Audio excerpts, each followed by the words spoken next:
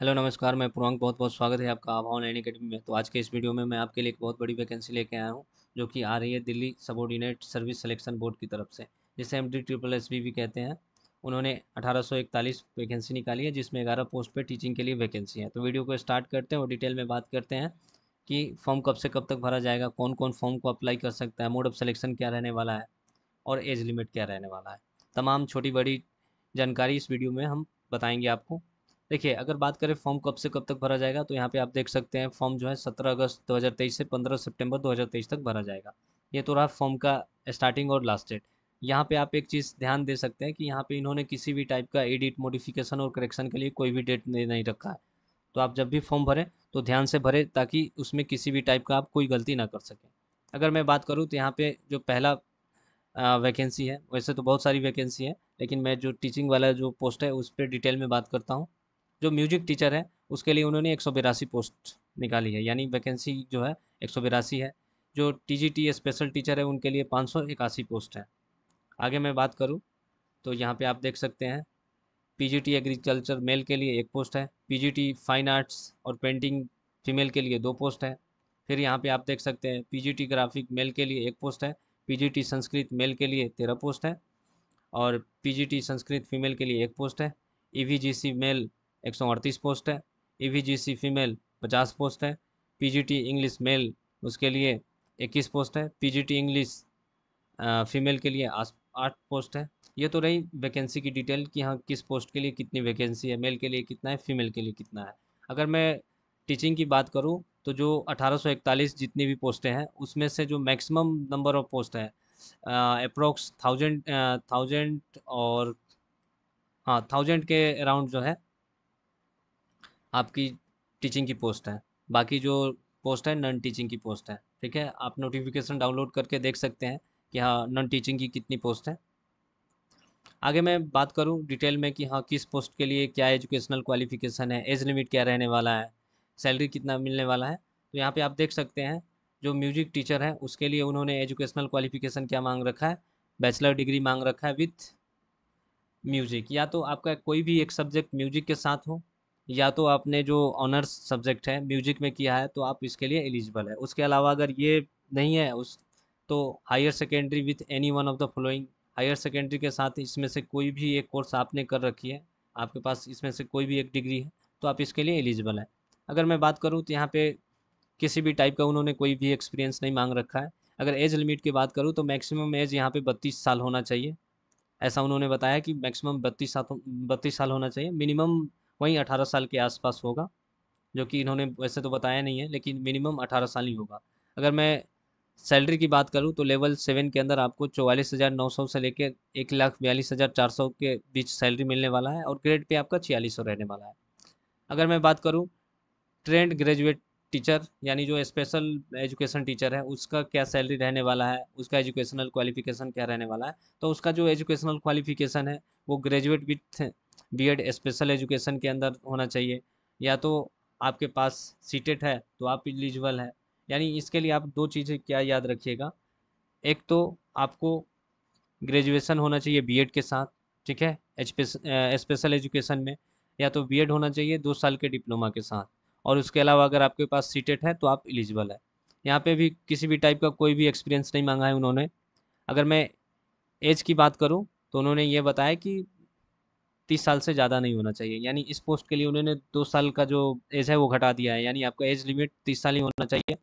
और सैलरी की बात करें तो लेवल 7 के अंदर आपको मिलने वाला है सैलरी, और ग्रेड पे आपका 4600 रहने वाला है। आगे आप नीचे आएंगे तो यहाँ पे आप देखेंगे एग्रीकल्चर के लिए कि उन्होंने क्या एजुकेशनल क्वालिफिकेशन मांग रखा है। यहाँ पे आप देखें जो PGT एग्रीकल्चर है उसके लिए उन्होंने मास्टर डिग्री मांग रखा है एग्रीकल्चर में, ठीक है। उसके अलावा degree diploma in training education है तो आप एलिजिबल है। उसके अलावा आपके पास 3 साल का एक्सपीरियंस है तो आप इसके लिए एलिजिबल है। अगर मैं आपकी सैलरी की बात करूँ तो आपको लेवल 8 के अंदर 47,600 से लेकर 1,51,100 रुपये तक का सैलरी मिलने वाला है। आपका ग्रेड पे जो है 4800 रहने वाला है। आगे मैं बात करूँ एज लिमिट की, तो एज लिमिट आपका कितना रहने वाला है, एज लिमिट आपका 36 साल मैक्सिमम रहने वाला है। जो एज रिलैक्सेशन है वो दिल्ली से जो बिलोंग करते हैं उन्हीं को मिलने वाला है, बाकी किसी को नहीं मिलने वाला है। अगर मैं पीजीटी फाइन आर्ट्स पेंटिंग की बात करूँ तो इसके लिए उन्होंने बैचलर इन फाइन आर्ट, अगर आपके पास अगर डिग्री है फाइन आर्ट में तो आप इसके लिए एलिजिबल है। यहाँ पे किसी भी टाइप का कोई भी एक्सपीरियंस नहीं मांग रखा है। आपका जो सैलरी है लेवल 8 के अंदर मिलने वाला है, ग्रेड पे आपका 4800 रहने वाला है। अगर मैं एज लिमिट की बात करूँ तो 36 साल रहने वाला है। फिर अगर मैं बात करूँ पीजीटी ग्राफिक की बात करूँ मेल के लिए, तो यहाँ पे फाइन आर्ट तो होना चाहिए डिग्री में, विथ ग्राफिक के साथ होना चाहिए, यानी आपके पास ग्राफिक है आपके डिग्री में तो आप इसके लिए एलिजिबल है। कोई भी यहाँ पे एक्सपीरियंस नहीं मांग रखा है। लेवल 8 के अंदर सैलरी मिलने वाली है आपको और ग्रेड पे आपका 4800 रहने वाला है। एज लिमिट की बात करूँ तो 36 साल मैक्सिमम होना चाहिए, एज रिलैक्सेशन को हटा के। पीजीटी संस्कृत की बात करूँ तो यहाँ पे आपका संस्कृत जो है होना चाहिए, मास्टर डिग्री में होना चाहिए, ठीक है। और यहाँ पे आपको 3 साल का एक्सपीरियंस भी होना चाहिए। अगर आपके पास 3 साल का एक्सपीरियंस और मास्टर डिग्री जो है संस्कृत में है तो आपकी इसके लिए एलिजिबल है। अगर मैं बात करूँ सैलरी की तो आपको यहाँ पे लेवल 8 देखने को मिलेगा। लेवल 8 के अंदर यहाँ पे सैलरी मिलने वाला है और आपका जो ग्रेड पे है वो 4800 के अंदर रहने वाला है। एज लिमिट की बात करूँ तो 36 साल यहाँ पे भी रहने वाला है एज लिमिट। यहाँ पे फीमेल वालों का भी वही एज लिमिट है और वही एजुकेशनल क्वालिफिकेशन है। अगर मैं बात करूँ ईवीजीसी यानी educational and vocational guidance counsellor की, तो यहाँ पे उन्होंने बता रखा है कि आपके पास जो मास्टर डिग्री होना चाहिए वो किस में होना चाहिए, साइकोलॉजी में होना चाहिए। और आपके पास 1 ईयर का जो है एक्सपीरियंस होना चाहिए। आपका जो सैलरी है लेवल 8 के अंदर रहने वाला है और 4800 का आपको ग्रेड पे देखने को मिलेगा। एज लिमिट यहाँ पे 30 साल से ज़्यादा नहीं होना चाहिए, यानी यहाँ पे भी उन्होंने एज लिमिट को घटा दिया है। तो बहुत ऐसी पोस्ट है जहाँ पे आपको एज लिमिट 36 साल तक देखने को मिलेगा, कहीं पे 30 साल, कहीं पे 32 और कहीं पे 36 साल देखने को मिलने वाला है। अगर मैं बात करूँ यहाँ पे ईवीजीसी फीमेल के लिए तो वहीं एजुकेशनल क्वालिफिकेशन, एज लिमिट, हर चीज़ वही रहने वाला है। अगर मैं बात करूँ पीजीटी इंग्लिश, वहाँ पे आपको क्या रहने वाला है, तो उसके लिए जो है रहने वाला है एजुकेशनल क्वालिफिकेशन इंग्लिश, जो है आपका मास्टर डिग्री होना चाहिए इंग्लिश में। और यहाँ पे आपको 3 साल का एक्सपीरियंस चाहिए और आपका जो सैलरी रहने वाला है लेवल 8 के अंदर ग्रेड पे जो है 4800 के अंदर रहने वाला है। अगर मैं बात करूँ एज लिमिट की तो 36 साल रहने वाला है। यानी जो इंग्लिश के लिए अप्लाई करेंगे, इंग्लिश के पोस्ट के लिए, वहाँ पे आपको मास्टर डिग्री चाहिए और 3 साल का एक्सपीरियंस भी चाहिए। अगर आपके पास पीएचडी है तो भी आप अप्लाई कर सकते हैं। आगे पीजीटी इंग्लिश फीमेल के लिए सेम आपका educational qualification, age limit, experience सब चीज़ सेम रहने वाला है। आगे अगर बात करें तो यहाँ पे कंप्यूटर साइंस का आप देख सकते हैं। यहाँ पे बीसीए या आपका BSc computer science, IT, BTech कुछ भी है तो आप अप्लाई कर सकते हैं। टीजीटी कंप्यूटर साइंस के लिए आपका जो एज लिमिट है वो कितना रहना चाहिए, मैक्सिमम 32 साल तक होना चाहिए। लेवल 7 के अंदर आपको सैलरी मिलने वाला है, आपका ग्रेड पे जो है ये 4600 रहने वाला है। तो ये तो रह गया जो टीचिंग पोस्ट है, उसकी मैंने सारी डिटेल दे दी। नॉन टीचिंग के पोस्ट के लिए आप यहाँ पे नोटिफिकेशन को डाउनलोड करके आप देख सकते हैं।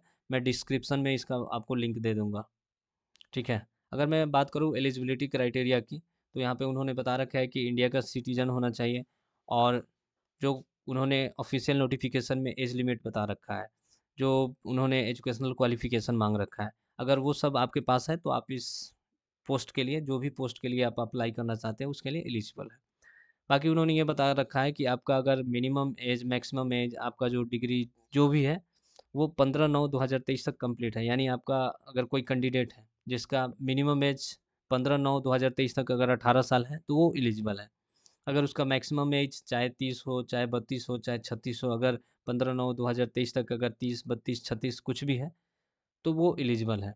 अगर उसका अगर डिग्री उसके हाथ में 15/9/2023 तक है तो वो एलिजिबल है। आप अप्लाई कैसे कर सकते हैं, तो यहाँ पे आप देख सकते हैं उन्होंने बता रखा है, जो उनका ऑफिशियल वेबसाइट है DSSB online.nic.in, यहाँ पे आप जाके अप्लाई कर सकते हैं, ठीक है। कब से कब तक, तो आप जो है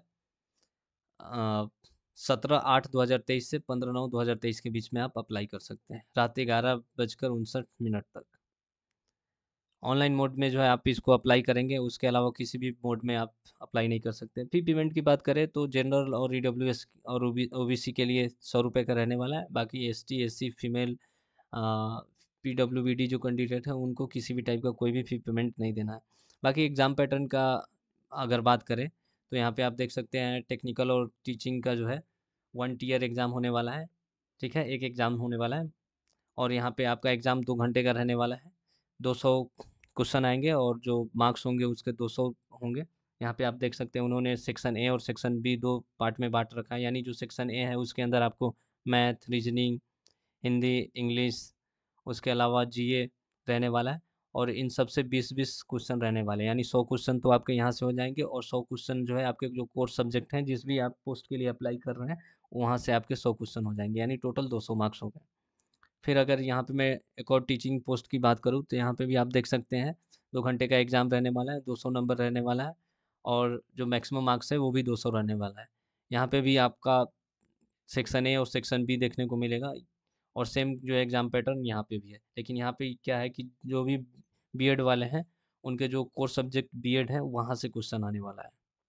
फिर आगे यहाँ पे आप देख सकते हैं, जो जनरल वाले हैं, जो कि नॉन टीचिंग पोस्ट पे हैं, उनका भी 2 घंटे का एग्ज़ाम होगा, 200 क्वेश्चन रहने वाला है और मैक्सिमम मार्क्स 200 रहने वाला है और यहाँ पे आप देख सकते हैं, जो 5 जो माफ़ कीजिएगा, यहाँ पे मैथ, रीजनिंग, इंग्लिश, हिंदी, जीए, ये जो 5 पार्ट है वहाँ से 40-40 क्वेश्चन आएँगे, यानी 200 क्वेश्चन आपके यहाँ से हो जाएँगे। बाकी यहाँ पे आप देख सकते हैं, जो मास्टर डिग्री वाले हैं उनके लिए यहाँ पे 3 घंटे का एग्ज़ाम होने वाला है, 300 क्वेश्चन आने वाले हैं। जो उनका कोर सब्जेक्ट है वहाँ से 200 क्वेश्चन आएँगे, 200 नंबर के और जो मैथ, हिंदी, इंग्लिश, रीजनिंग और जीए है वहाँ से 100 क्वेश्चन आएँगे। यानी 300 क्वेश्चन हो गए, 300 नंबर के हो गए और 3 घंटे का आपका एग्ज़ाम होने वाला है। बाकी उन्होंने मोड ऑफ सिलेक्शन बताया है कि आपका जो सिलेक्शन होने वाला है 1 टियर एग्जामिनेशन के थ्रू होने वाला है, ठीक है। नेगेटिव मार्किंग के लिए इन्होंने बताया है कि एक गलती पे ये 0.25 मार्क्स काट लेंगे, ठीक है। बाकी उन्होंने ये बताया है कि आपका जो कट ऑफ जो है वो किस बेसिस पे बनने वाला है। आपको एग्ज़ाम में अगर आप जनरल ईडब्ल्यूएस है तो मिनिमम 40% आना चाहिए। अगर आप ओबीसी दिल्ली से बिलोंग करते हैं तो 35%, एससी, एसटी, पीडब्ल्यूडी कैंडिडेट्स जो है उसको 30%, ठीक है। यानी ये रहा आपका जो मिनिमम कट ऑफ जो बनेगा यहाँ से बनने वाला है। इस वीडियो में इतना ही। अगर आपका किसी भी टाइप का कोई भी डाउट है तो आप हमें कमेंट बॉक्स में कमेंट करके हमसे पूछ सकते हैं, मैं आपको जवाब दे दूँगा। तब तक के लिए धन्यवाद।